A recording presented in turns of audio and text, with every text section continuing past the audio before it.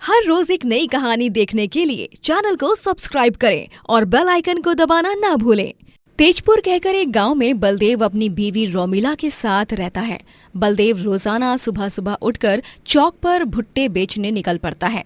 वो भुट्टे बेचकर संतुष्ट था क्योंकि उसे ज्यादा पैसों का लालच नहीं था।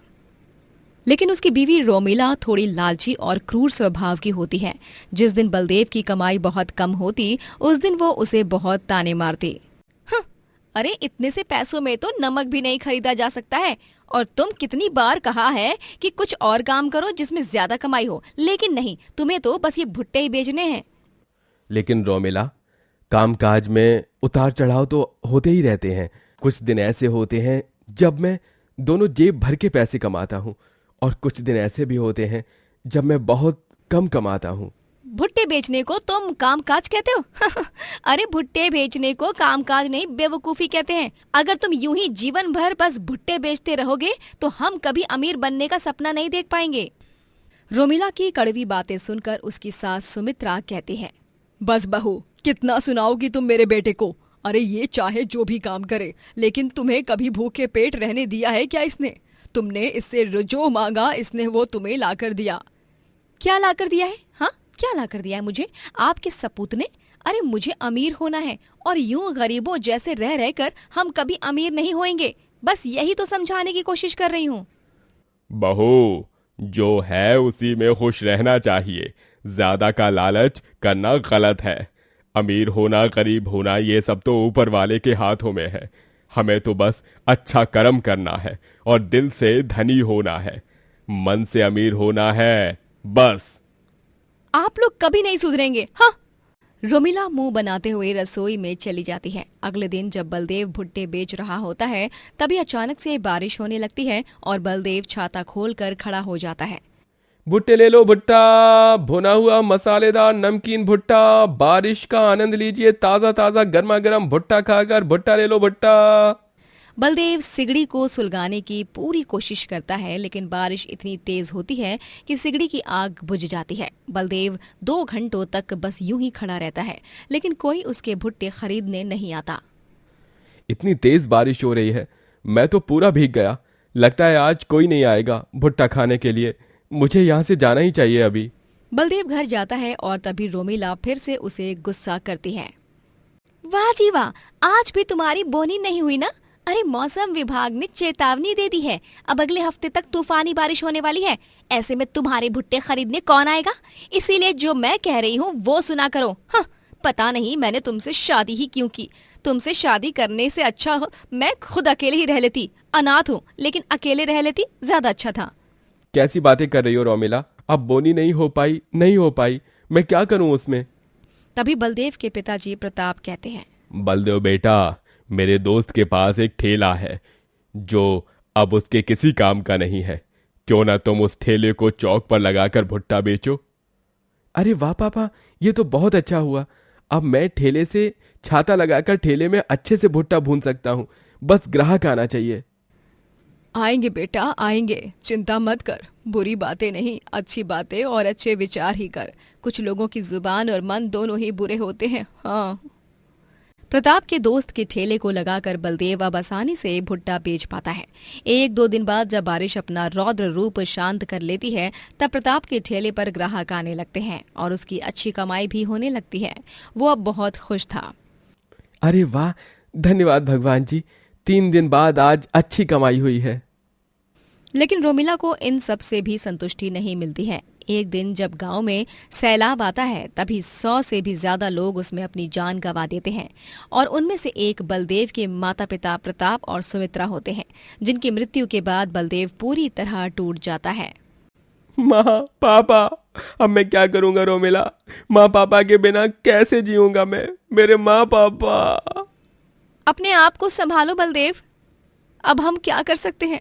जो नियति को मंजूर था वही हुआ। नियति के आगे किसी की नहीं चलती। मैं तो उन्हें आखिरी बार भी नहीं देख पाया। कितना बदनसीब हूं मैं। बलदेव का रो रो कर बुरा हाल हो जाता है, लेकिन अगले दिन जब वो भुट्टे बेचकर घर आता है तभी उसे रोमिला घर के बाहर निकाल देती है। रोमिला, ये तुम क्या कर रही हो? तुम्हारा दिमाग ठिकाने पर तो है ना? तुमने मुझे घर से बाहर क्यों निकाला? क्योंकि अब ये घर मेरे नाम हो चुका है। मैंने माँ जी और पापा जी की सारी प्रॉपर्टी अपने नाम कर ली है, और वो भी चालाकी से, उनके मरने के पहले ही, क्योंकि मैं जानती थी कि तुमसे तो कभी कुछ होने वाला नहीं। इसीलिए मैंने खुद ही उनके अंगूठे चालाकी से पेपर्स पर छपवा लिए थे। अब दोनों खेत और ये घर मेरे ही हैं, और साथ ही फतेहपुर का घर भी। हाँ। ये तुमने बहुत गलत किया रोमिला, बहुत गलत किया। अब बलदेव का तेजपुर में कोई नहीं रहा था, इसीलिए वो गांव छोड़कर मुंबई शहर चला आता है, जहां वो मानसून में मुंबई की सड़कों पर भुट्टा बेचने लगता है। भुट्टा ले लो, गर्मा गर्म दानेदार मसालेदार भुट्टा, नमकीन और स्वादिष्ट भुट्टा। अरे वाह वाह वाह, ये नमकीन और मसाले से छिड़के हुए मक्के के भुट्टे तो बहुत ही बढ़िया है, मजा ही आ गया यार। और नहीं तो क्या, मुंबई की बारिश और भुट्टा, और क्या चाहिए जीवन में। अरे बलदेव भाई, आज तक मैंने मुंबई में जितने भी भुट्टे खाए हैं वो सब तुम्हारे भुट्टे के सामने फेल है। मैं और 2 भुट्टे खाऊंगा, और हाँ, इस बार ज्यादा नींबू निचोड़ना। धन्यवाद भाई साहब, अभी देता हूँ। हाँ। बलदेव मुंबई में भुट्टे बेचकर बहुत पैसे कमाने लगता है, और वो 2 महीने में ही अपनी एक दुकान खोल लेता है, जिसमें वो भुट्टे बेचता है। सभी उसके मजेदार और उम्दा स्वाद वाले भुट्टे खाकर उसकी खूब तारीफ करते हैं। बलदेव के पड़ोसी छवन काका बहुत अच्छे हैं और भले इंसान होते हैं। एक दिन वो उसे आकर कुछ ऐसा बताते हैं जिसे सुनकर बलदेव के होश ही उड़ जाते हैं।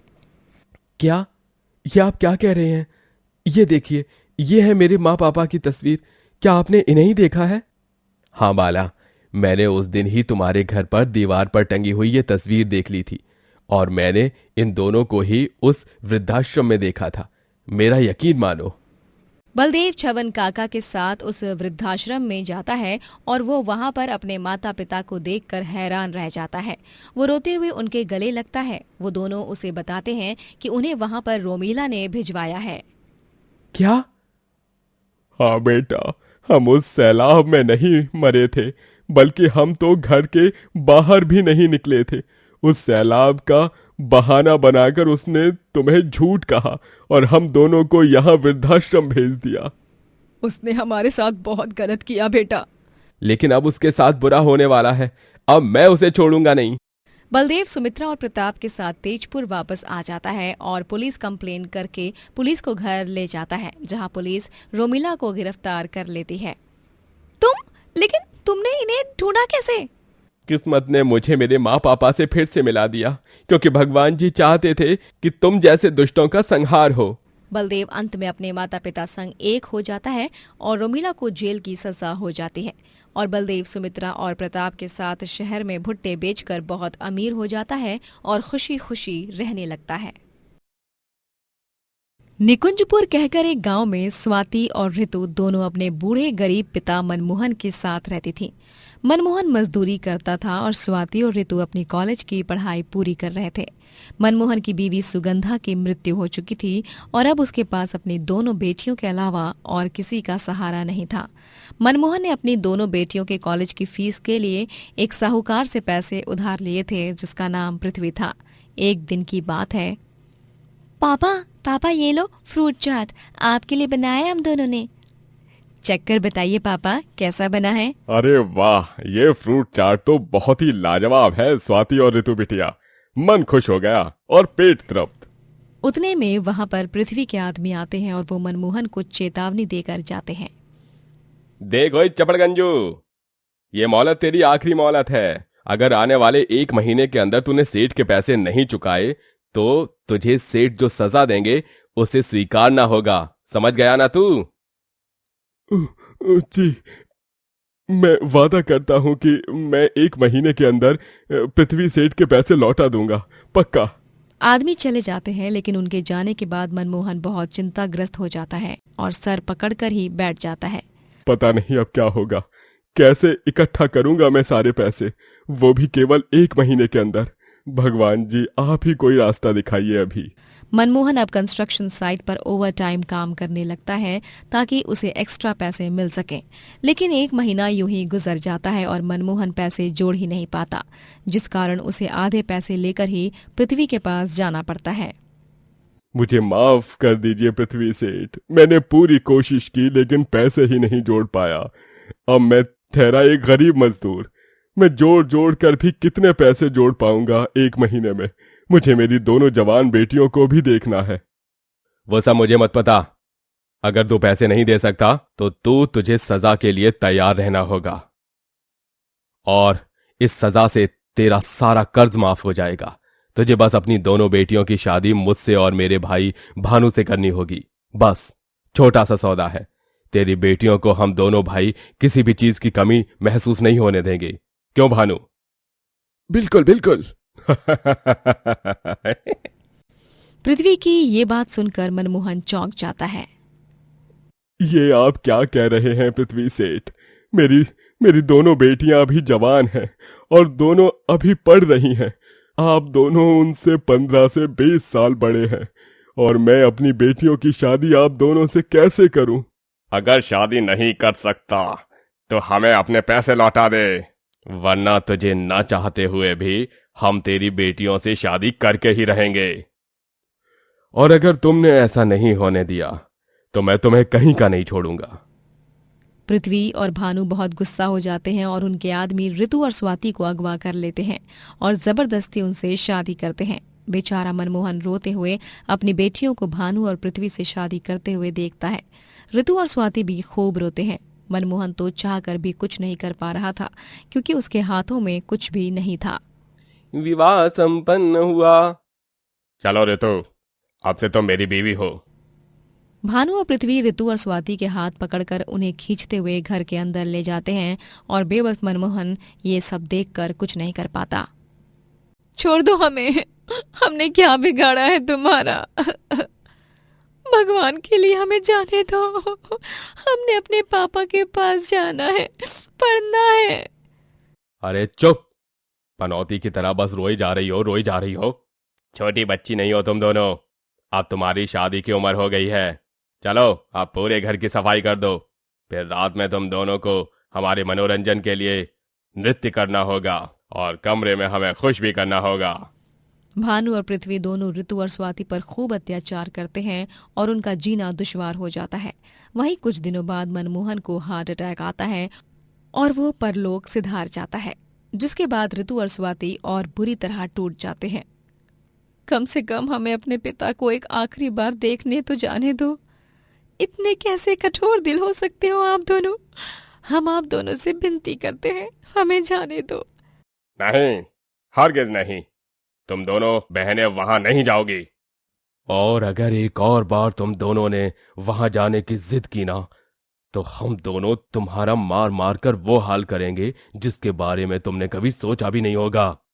पृथ्वी और भानु की ये चेतावनी सुनकर स्वाति और ऋतु घबरा जाते हैं और बदकिस्मती से उन्हें अपने पिता को आखिरी बार देखने का मौका भी नहीं मिलता। दिन ब दिन भानु और पृथ्वी उन दोनों पर बहुत अत्याचार करने लगते हैं और इसीलिए स्वाति और ऋतु दोनों वहां से भागने की योजना बनाने लगते हैं। वो दोनों एक रात उस घर के पीछे की खिड़की से भाग जाते हैं और भागने के बाद वो बस स्टेशन जाते हैं, जहां से दूसरे गांव जाने वाली बस में बैठकर वो दोनों वहां से निकल जाते हैं। जब बस शुरू होती है तभी वो दोनों चैन की सांस लेते हैं। ऐसा लग रहा है जैसे बरसों बाद खुली हवा में सांस ली है मैंने। स्वाति, अब हम दोनों क्या करेंगे, कहाँ जाएंगे? ये तो निर्मलपुर जाने वाली बस है, लेकिन वहाँ है क्या हमारा? ऋतु, मुझे नहीं पता कि हम वहाँ जाकर क्या करेंगे, लेकिन हमें बस अपने जीवन की नई शुरुआत करनी है। पहले ही बहुत कुछ खो चुके हैं हम, अब और नहीं। पापा का सपना था कि हम दोनों पढ़ लिख कर अच्छी नौकरी करें और हमें जॉब करके पैसे कमाने होंगे और पढ़ना होगा, जिससे पापा का सपना पूरा होगा और उनकी आत्मा को शांति मिलेगी। ऋतु और स्वाति निर्मलपुर पहुंचकर काम ढूंढने लगते हैं, क्योंकि उन्हें पैसे कमाकर अपना गुजारा भी करना था और साथ ही पढ़ाई भी करनी थी। लेकिन 2 दिन तक निरंतर ढूंढने के बाद भी उन्हें कहीं पर काम नहीं मिलता। उन्हें भूख लगती है और तभी वो सड़क पर कई सारे ठेले देखते हैं, जहां तरह तरह के खाद्य पदार्थ बेचे जा रहे थे। उन्हें देखकर ऋतु को ख्याल आता है, स्वाति, क्यों ना हम भी ऐसा ही कोई ठेला लगाएं? देख तो, यहाँ के सभी ठेलों पर ग्राहकों की कितनी भीड़ लगी हुई है। हाँ ऋतु, मेरे दिमाग में भी अभी यही विचार आ रहा था। लेकिन हम बेचेंगे क्या? यहाँ तो लगभग हर एक प्रकार के पकवान मिल रहे हैं। हमें कुछ हटके बेचना होगा। अरे पगली, भूल गई क्या? हम बहनों के हाथ का फ्रूट चाट खाकर सभी उस पर लट्टू हो जाते हैं। हम फ्रूट चाट ठेला लगाएंगे और फ्रूट चाट बेचेंगे, वो भी अलग अलग प्रकार के। अरे वाह, बहुत बढ़िया। ऋतु और स्वाति के पास जितने थोड़े बहुत पैसे थे उनसे वो ठेला और बाकी का थोड़ा बहुत सामान खरीद लेते हैं और फ्रूट चाट बेचने लगते हैं। फ्रूट चाट ले लो, फ्रूट चाट 10 रुपए प्लेट, 10 रुपए प्लेट। ऐसा फ्रूट चाट आपने अपनी जिंदगी में कभी खाया नहीं होगा। फ्रूट चाट ले लो, फ्रूट चाट, स्वादिष्ट और मजेदार फ्रूट चाट। अरे वाह, क्या स्वाद है। आहा, मजा ही आ गया। देखने में तो बहुत ही बढ़िया और लजीज लग रहा है। मुझे भी एक प्लेट दे दो ये फ्रूट चाट। जी भैया, अभी देती हूँ। और इस तरह से ऋतु और स्वाति का फ्रूट चाट ठेला 1-2 हफ्तों में बहुत मशहूर हो जाता है और इस तरह से उनके ठेले पर ग्राहकों की लंबी लंबी लाइनें लगने लगती हैं। भानु और पृथ्वी ऋतु और स्वाति को ढूंढ ढूंढ कर थक जाते हैं और वो हार मान कर चुप हो जाते हैं। वहीं स्वाति और ऋतु फ्रूट चाट बेचकर ढेर सारे पैसे जोड़ते हैं और अपनी पढ़ाई पूरी करके अच्छी पोस्ट वाली नौकरी करते हैं और जीवन में खूब आगे जाते हैं। दोस्तों, अगर आपको ये कहानी पसंद आई तो लाइक करें, शेयर करें और कमेंट करके बताएं कि कहानी में आपको सबसे अच्छा क्या लगा।